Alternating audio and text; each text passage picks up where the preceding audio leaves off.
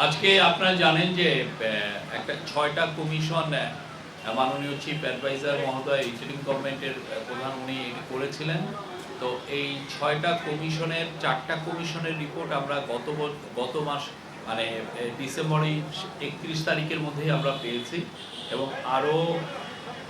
যে আরো দুইটা যেটা ছিল জুডিশিয়ারির উপরে একটা রিফর্ম কমিশন এবং আরেকটা হচ্ছে যে প্রশাসনিক সিভিল সার্ভিসের উপর একটা রিফর্ম কমিশন। এনাদের রিপোর্টটা আজকে ওনারা মাননীয় চিফ অ্যাডভাইজারের কাছে জমা দিয়েছেন। এর ফলে আমাদের এই যে ৬টা যে মেজর কমিশন এদের আমরা রিপোর্টগুলো হাতে পেয়েছি এবং এর আলোকে কি করতে হবে সেটাও আপনারা জেনেছেন। গতকাল মাননীয় অ্যাডভাইজার আসিফ নজরুল এটা নিয়ে কথা বলেছেন। তো আজকে আমরা অলরেডি যেগুলো রিপোর্টগুলো পাচ্ছি আমরা ওদের সারসংক্ষেপ আপনাদেরকে আমরা অলরেডি দিয়ে দিয়েছি এবং আপনারা পড়েছেন। আমরা খুব যে বেশি কিছু বলার আছে সেখানে নাই। তারপরে আমরা বলছি যে খুবই মানে আমি জুডিশিয়ারি রিফর্ম কমিশনের উপর বলছি, আমার কলিগ আজাদ মজুমদার সিভিল সার্ভিসের উপর বলবেন। তো ইমদাদুল হক আজকের এই এমদাদুল হক, জাস্টিস এমদাদুল হক এটার উপর বলেছেন, যদিও উনি এটার প্রধান না, তারপরে উনি আজকে এটার উপরে বলেছেন যে কি কি মূল যে বিষয়গুলো ছিল, মূল যে রিকমেন্ডেশনগুলো ছিল। তার মধ্যে সবচেয়ে প্রথম কথা হচ্ছে যে বাংলাদেশের আপনি জানেন যদিও আগের গভর্নমেন্টগুলো বলেছে যে জুডিশিয়ারি ফুললি ইন্ডিপেন্ডেন্ট, আসলে কার্যত বাংলাদেশের জুডিশিয়ারি কোনোদিনও ইন্ডিপেন্ডেন্ট ছিল না। তো সেই জন্য এই কমিশন বলেছে যে জুডিশিয়ারিকে পুরোপুরি স্বাধীন এবং কার্যকরভাবে স্বাধীন করার ওরা প্রস্তাব দিয়েছে। এটা একটা ৩৫২ পাতার পৃষ্ঠার একটা বড় রিপোর্ট এবং এটার পুরোটা ইমপ্লিমেন্টেশন করতে হলে কিছু কিছু ক্ষেত্রে আপনার কনস্টিটিউশনাল অ্যামেন্ডমেন্টও লাগবে। তো মেজর যেগুলো ছিল সেগুলো আপনারা জানেন যে মানে অবশ্যই স্বচ্ছতা, লিগাল সার্ভিসের স্বচ্ছতা আনার জন্য সুপ্রিম কোর্টের বিশেষ করে জাজের অ্যাপয়েন্টমেন্টের ব্যাপারে বা পরবর্তীতে জাজের এগুলোর ব্যাপারে তারা অনেক নতুন রিকমেন্ডেশন দিয়েছেন। তার আলোকে কিছু কিছু কিন্তু কাজও হয়েছে। আপনারা দেখেছেন যে জাজ অ্যাপয়েন্টমেন্টের ব্যাপারে আমরা নতুন নীতিমালা এসছে। তো খুবই ইম্পর্টেন্ট একটা ছিল হচ্ছে যে স্থায়ী অ্যাটর্নি সার্ভিস করার কথা বলেছেন। এটা ওনারা তো এটা বলছেন, আপনারা জানেন যে আমাদের যারা ওয়েস্টার্ন যারা আমাদের বন্ধু দেশ এবং অনেক দেশে এই স্থায়ী অ্যাটর্নি সার্ভিস আছে।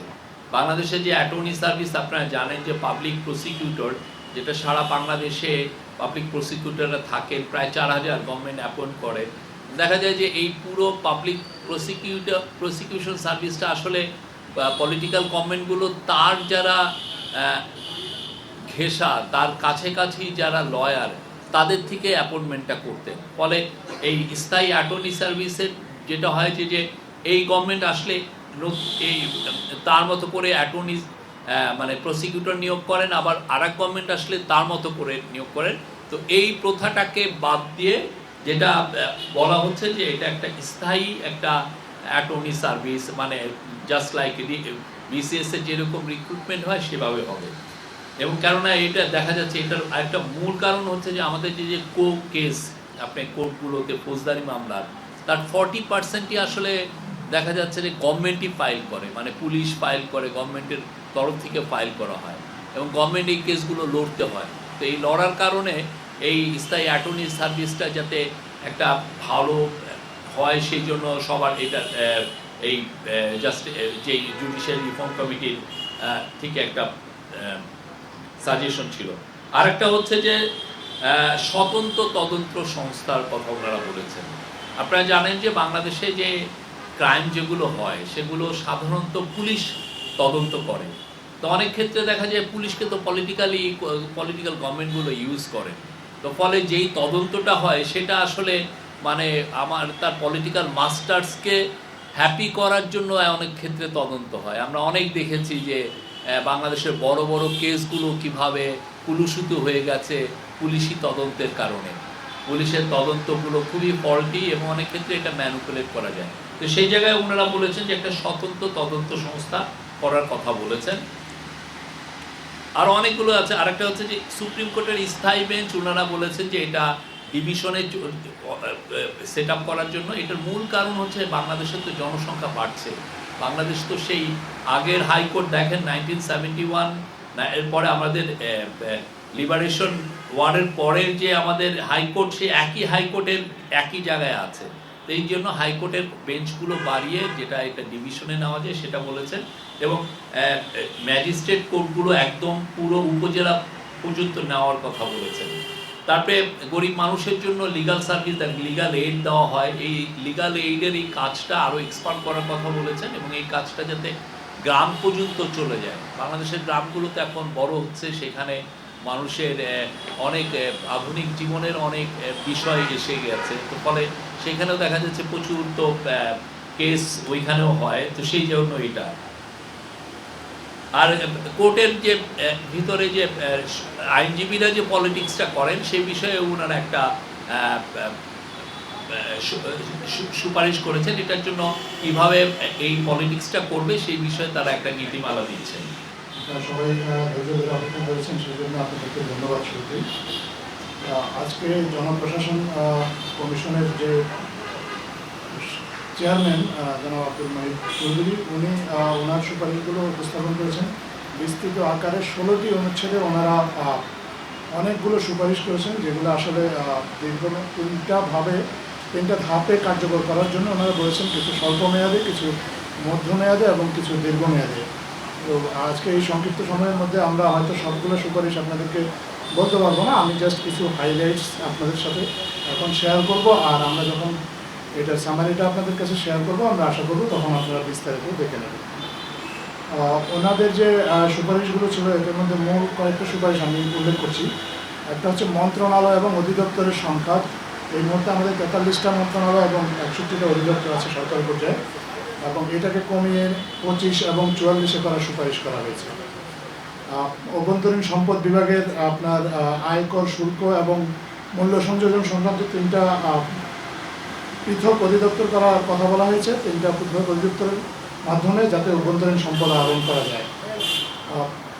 জেলা প্রশাসকদের পদমর্যাদা নিয়ে, পদবি নিয়ে বেসিক্যালি অনেকের মধ্যে কোশ্চেন আছে, যেহেতু তারা সরকারি চাকরি করেন, ওনাদেরকে ঠিক প্রশাসক হিসেবে অনেকে দেখতে পছন্দ করেন না। এই জন্য জেলা প্রশাসকদের পদবিটাকে সংশোধন করে জেলা ম্যাজিস্ট্রেট এবং জেলা কমিশনার নামকরণ করার সুপারিশ করা হয়েছে। ইমিগ্রেশনের জন্য পৃথক একটা ইউনিট, পুলিশের ইউনিট স্থাপন করার একটা সুপারিশ করা হয়েছে। এর পিছনে একটা বড় কারণ হচ্ছে যে আমাদের এখন পুলিশের যে ইউনিটটা, পুলিশের জেলা পর্যায়ে বিভিন্ন পর্যায় থেকে এসে তারা ইমিগ্রেশনে নিয়োগ পান, কিন্তু ইমিগ্রেশনে নিয়োগ পাওয়ার পরে আমাদের যারা দেশের বাইরে যাতায়াত করেন বা তাদের সাথে ঠিক কীভাবে আচরণ করতে হবে তারা প্রপারলি ট্রেন থাকেন না, যে কারণে কিছু কিছু ক্ষেত্রে সমস্যা হয়। এই জন্য কমিশন সুপারিশ করেছে যে ইমিগ্রেশনের জন্য যদি পৃথক ইউনিট তৈরি করা যায়, তাহলে তাদের চাকরির শুরু থেকে তারা এইভাবে ট্রেন্ড আপ হবে এবং ইমিগ্রেশনের কাজগুলো কীভাবে করা যায় আরও সুসম্পন্নভাবে সেগুলো তারা তখন পারবে। দেশটাকে 4টা প্রদেশে ভাগ করার সুপারিশ করা হয়েছে এই কমিশনের মাধ্যমে। এই 4টা প্রদেশে ভাগ করার পিছনে পিছনে তাদের যুক্তিটা হচ্ছে, কমিশনের যুক্তিটা হচ্ছে যে এখন যে একটা সরকার যখন দেশে শাসনভার গ্রহণ করে, তখন পুরো দেশের উপর তাদের যেভাবে কর্তৃত্ব প্রতিষ্ঠা হয়, এটাতে কিছুটা ব্যালেন্স আসবে যদি প্রদেশভিত্তিক সরকার ব্যবস্থা চালু করা যায়। তাহলে প্রশাসনিক বিকেন্দ্রীকরণের ক্ষেত্রে এটা সুবিধা হবে এবং রাজনৈতিক বিকেন্দ্রীকরণের ক্ষেত্রে এটা আসলে জনগণকে কিছু সুবিধা দেবে বলে কমিশন মনে করছেন। এছাড়া আরও প্রশাসনিকভাবে আরও 2টা বিভাগ করা ওনারা সুপারিশ করেছেন। কুমিল্লা এবং ফরিদপুরকে ওনারা বিভাগ করার কথা বলেছেন। ভূমি রেজিস্ট্রেশনকে আইন মন্ত্রণালয় থেকে সরিয়ে ওনারা ভূমি মন্ত্রণালয়ের সাথে একীভূত করার সুপারিশ করেছেন। তার একটা বড় কারণ হচ্ছে ওনারা মনে করেন যে ভূমি সংক্রান্ত অন্যান্য কাজগুলো ভূমি মন্ত্রণালয় করে, কিন্তু ভূমি রেজিস্ট্রেশনের কাজটা আইন মন্ত্রণালয় করে। তার ফলে ভূমি সংক্রান্ত কাজে আসলে দুটো পৃথক মন্ত্রণালয়ে অনেককে দৌড়াদৌড়ি করতে হয়। এটা যদি এক ছাদে বা এক মন্ত্রণালয়ের আন্ডারে আনা যায় তাহলে এক্ষেত্রে জনগণের হয়রানির পরিমাণ আরও অনেকাংশেই কমে আসবে বলে কমিশন বিশ্বাস করে। নিকা একইভাবে নিকা রেজিস্ট্রেশনের যে কাজটা, এটাও আইন মন্ত্রণালয় থেকে সরিয়ে জেলার যে কমিশনার তাদের হাতে ন্যস্ত করার কথা সুপারিশ করা হয়েছে। জেলা পরিষদকে বিলুপ্ত করার সুপারিশ করা হয়েছে। গ্রেটার ঢাকা এবং নারায়ণগঞ্জকে নিয়ে ক্যাপিটাল সিটি গভর্নমেন্ট করার একটা সুপারিশ আমাদের জনপ্রশাসন কমিশনের পক্ষ থেকে করা হয়েছে। আরও কিছু সুপারিশ করা হয়েছে যেগুলো প্রশাসনিক কাজের ক্ষেত্রে সরকারকে আরেকটু সুবিধা দেবে। যেমন উপসচিব পদে এই মুহূর্তে আপনার নিয়োগ যারা পান তাদের 75% পান হচ্ছে প্রশাসন ক্যাডার থেকে, এটা কমিয়ে 50% নামিয়ে আনার কথা ওনারা বলেছেন। পাশাপাশি সুপেরিয়র সার্ভিসের জন্য আলাদাভাবে পরীক্ষার ব্যবস্থার কথা বলেছেন এবং সুপেরিয়র সার্ভিসের অন্তত 5% চাকরি যাতে বাইরে থেকে নেওয়া যায় এরকম একটা সুপারিশ ওনারা করেছেন। এর কারণ হচ্ছে যে আমাদের অনেক মেধাবী মানুষ আছেন যারা হয়তো বিসিএস দেন না বা সরকারি চাকরিতে ক্যারিয়ারের শুরুতে যুক্ত হন না, কিন্তু পরবর্তী জীবনে তারা তাদের মেধার স্বাক্ষর রাখেন যাতে সরকার চাইলে এই ধরনের ব্যক্তিকেও প্রশাসনে যুক্ত করতে পারেন। সেই জন্য অন্তত 5% চাকরি এই প্রশাসনের এই সার্ভিসের বাইরে থেকে যাতে নেওয়া যায় সেই জন্য ওনারা একটা সুপারিশ করেছেন। এছাড়া ওনারা আমাদের যে পাবলিক সার্ভিস কমিশনকেও একটু পৃথক করে 3টা পৃথক পাবলিক সার্ভিস কমিশন করার কথা বলেছেন। একটা পাবলিক সার্ভিস কমিশন সাধারণ যারা সরকারি কর্মকর্তা নিয়োগ পাবেন তাদের জন্য, আরেকটা হচ্ছে শিক্ষা ক্যাডারে যারা নিয়োগ পাবেন এবং স্বাস্থ্য ক্যাডারে যারা নিয়োগ পাবেন তাদের জন্য 3টা আলাদাভাবে পাবলিক সার্ভিস কমিশন করার কথা বলেছেন। একটা মন্ত্রী এবং সচিবদের একান্ত সচিব, এটা নিয়ে একটা অনেক দিন ধরেই কথা চালু আছে এবং একটা সমস্যা হয় যে প্রশাসনিক ক্যাডারে যেসব কর্মকর্তা মন্ত্রী এবং সচিবদের একান্ত সচিব হিসেবে নিয়োগ পান তারা পরবর্তী জীবনে মন্ত্রীদের একান্ত সচিব যারা নিয়োগ পান তারা পরবর্তী কর্মজীবনে সমস্যায় পড়েন। এই জন্য এইটা যাতে মন্ত্রীদের ব্যক্তিগত ইচ্ছার উপর ছেড়ে দেওয়ার কথা বলেছেন। মন্ত্রীরা তাদের নিজস্ব পছন্দের লোক সরকারের বাইরে থেকে এই পদগুলোতে নিয়োগ দেবেন। ন্যায়পাল নিয়োগের সুপারিশ করা হয়েছে। আর অডিট এবং অ্যাকাউন্টস বিভাগ এই দুইটাকে আলাদাভাবে করার কথা বলা হয়েছে। এইগুলো আরও আছে যে আমাদের বিনিয়োগ রিলেটেড যে এই মুহূর্তে 3টা সংস্থা কাজ করে বিনিয়োগ আকৃষ্ট করার জন্য, এই 3টা সংস্থাকে একীভূত করে বিনিয়োগ বিভাগের অধীনে রাখা যাক কথা সুপারিশ করেছেন এবং বিনিয়োগের ক্ষেত্রে ব্যবসায়ীরা যাতে সুবিধা পায় এটা আগেও আমরা বলেছি, ওয়ান স্টপ সার্ভিস চালু করার সুপারিশটা ওনারা করেছেন। তো এইগুলো ছিল মোটামুটি ওনাদের সুপারিশের হাইলাইটস। এর বাইরেও আরও দু একটা জিনিস আছে ওনারা যেটা বলেছেন, যেমন সরকারি চাকরিতে বাধ্যতামূলক অবসরের 25 বছরের একটা বিধান আছে। এই বিধানটা ওনারা উঠিয়ে দেওয়ার কথা বলেছেন। উঠিয়ে দিয়ে কোনো সরকারি কর্মকর্তা যদি ইচ্ছে করেন 15 বছর চাকরি করার পরে যাতে অবসরের জন্য আবেদন করতে পারেন এরকম একটা বিধান করা যায় কিনা এটাও ওনারা ওনাদের সুপারিশে অন্তর্ভুক্ত করেছেন। তো আমরা এই সুপারিশমালাগুলো এই সংবাদ সম্মেলন শেষেই আপনাদের সাথে শেয়ার করে নেব। আপনারা তখন হয়তো আরও বিস্তারিতভাবে জানতে পারবেন। এখন এই বিষয়ে যদি আপনাদের আর কোনো প্রশ্ন থাকে তাহলে আপনারা করতে পারেন।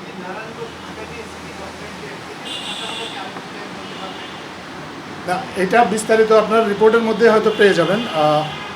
আমি যদি বলি তাহলে ওনারা এটা রিপোর্টের ক্ষেত্রে আপনি ভালো করেছেন প্রশ্নটা করে, কারণ রিপোর্টে যেটা আছে এটা পরবর্তীতে ওনারা সামান্য সংশোধনী দিয়েছেন। এই জন্য আমি ওনারা এই ধারাটা আমি একেবারে পুরোটা পড়ছি যাতে আপনাদের পরবর্তীতে ওই রিপোর্টের যদি কোনো কনফিউশনও থাকে আপনারা সেটা দূর হয়। ওনাদের অনুচ্ছেদ 6 খ ক্যাপিটাল সিটি গভর্নমেন্ট ওনাদের সুপারিশের ক্ষেত্রে ওনারা যেটা বলেছেন একদম আমি হুবহু পড়ছি। রাজধানী ঢাকা মহানগরীর জনসংখ্যা ও পরিষেবার ব্যক্তির কথা বিবেচনায় রেখে নয়াদিল্লির মতো ফেডারেল সরকার নিয়ন্ত্রিত ক্যাপিটাল সিটি গভর্নমেন্ট বা রাজধানী মহানগর সরকার গঠনের সুপারিশ করা হলো। অন্যান্য প্রদেশের মতোই এখানেও নির্বাচিত আইনসভা ও স্থানীয় সরকার থাকবে। ঢাকা মহানগরীর টঙ্গী, কেরানীগঞ্জ, সাভার ও নারায়ণগঞ্জ শহরকে নিয়ে ক্যাপিটাল সিটি গভর্নমেন্টের আয়তন নির্ধারণ করা যেতে পারে, তবে ঢাকা জেলা ও নারায়ণগঞ্জ জেলা অন্যান্য উপজেলা নিয়ে বহাল থাকবে। অপরদিকে রাজধানী মহানগর সরকার গঠিত হলে টাঙ্গাইল জেলাকে ঢাকা বিভাগের সাথে সংযুক্ত করা যেতে পারে। এটা হচ্ছে ওনাদের সুপারিশ। ওনারা বলছেন বলছি এটা ওনারা বলছেন আপনার পর এটা ওনাদের সুপারিশ, আমি আপনাদেরকে ওনাদের সুপারিশটা হুবহু বললাম। অনুচ্ছেদে হয়তো ওনাদের এক্সিকিউটিভ সামারিতে যেটা আছে সেখান থেকে এখানে হয়তো সামান্য ব্যতিক্রম থাকতে পারে, এই জন্যই এই সুপারিশটা হুবহু বললাম। এটাই অ্যাকচুয়ালি অ্যাপ্লিকেবল সুপারিশ হিসাবে। বলছি 6 সংস্কার কমিশন প্রধানরাই সুন্দর সুন্দর পরামর্শ দিয়েছেন, সুপারিশ করেছেন, এবং গতকাল আমরা আসিফ নজরুল স্যারের মাধ্যমে জানতে পেরেছি যে দ্বিতীয় সপ্তাহ থেকে মাননীয় প্রধান উপদেষ্টা বিভিন্ন রাজনৈতিক দল এবং জুলাই সংস্কারের জুলাই আন্দোলনের সাথে যারা জড়িত ছিল তাদের সাথে বৈঠকে বসবেন। কিন্তু রাজনৈতিক দলগুলো নির্বাচন কথা আগে বলছে, সরকারের পক্ষ থেকে কি এমন কোনো পদক্ষেপ নেওয়া হবে যে এই সংস্কারগুলো করতেই হবে তারপর নির্বাচন, নাকি পুরোটাই রাজনৈতিক দল প্রমাণদের উপর ছেড়ে দেওয়া হবে? না, আমাদের প্রথম থেকেই কিন্তু মাননীয় চিফ অ্যাডভাইজার এটা নিয়ে বলছেন। উনি বলছেন যে এই যেই সংস্কার 6টা মেজর সংস্কার কমিশন যেই রিকমেন্ডেশনগুলো করলেন রিফর্মের, এইটা নিয়ে ওনারা এই ইন্টারিম গভর্নমেন্ট একটা কনসেনসাস কমিশন করেছেন, এবং কনসেনসাস কমিশনের প্রধান হচ্ছেন চিফ অ্যাডভাইজার নিজে, এবং এটার ভাইস চেয়ারম্যান হচ্ছেন প্রফেসর আলী রিয়াজ, আর অন্যান্য যারা কমিশনের যারা প্রধান ছিলেন বাকি 5টা কমিশন এটার মেম্বার হবেন। এবং এটা যেটা হবে যে এই কনসেনসাস কমিশন এই যে 6টা কমিশনের যে পুরো রিপোর্ট, এই পুরো রিপোর্ট নিয়ে দেশের পলিটিক্যাল পার্টিগুলোর সাথে কথা বলবে, সিভিল সোসাইটির সাথে কথা বলবে। বলার পরে যেটা হবে যে এই যে এই কনসেনসাস কমিশনের সাথে পলিটিক্যাল পার্টিগুলোর কথার মাধ্যমে একটা ডিসিশন হবে যে কতটুক রিফর্ম আসলে খুব দ্রুত করতে হবে, কতটুকু পরে করা যাবে, কোনটা করার জন্য কনস্টিটিউশনাল অ্যামেন্ডমেন্ট দরকার, আবার কিছু কিছু রিফর্ম আছে যে এটা ইমিডিয়েটলি একটা মিনিস্ট্রি করে ফেলতে পারে, সেটার জন্য আসলে কনস্টিটিউশন রিফর্মও দরকার হয় না, বা ইভেন পলিটিক্যাল পার্টির সাথেও মানে সেইভাবে মানে মেজর কথার প্রয়োজন নাও হতে পারে, বাট ওনারা সবার সাথে কথা বলবেন। বলার পরে আসলে এই পুরো রিফর্মগুলো যেগুলো সবাই ঐক্যমতে আসবেন, সেই ঐক্যমতের উপরে যতগুলো রিফর্ম, যে না এই যে ওনারা 5000 রিফর্মের কথা বলেছেন, তার মধ্যে 2000-এর ব্যাপারে সবাই ঐক্যমতে আসছেন, এই ঐক্যমত যেটা হবে কনসেনসাসে যেটা রিচ হবে সেটাই সবাই সাইন করবেন পলিটিক্যাল পার্টিগুলো, এবং সাইন করার পরে যেটা দাঁড়াবে সেটাই হবে জুলাই চার্টার। এই জুলাই চার্টারটারই বাস্তবায়ন এই গভর্নমেন্ট কিছু করবেন, পরবর্তী গভর্নমেন্টগুলো এসে করবেন, এবং এই বাস্তবায়নের আলোকে নির্ভর করবে ইলেকশনটা কি এই বছরের ডিসেম্বরের মধ্যে হবে নাকি আগামী বছর জুনের মধ্যে হবে।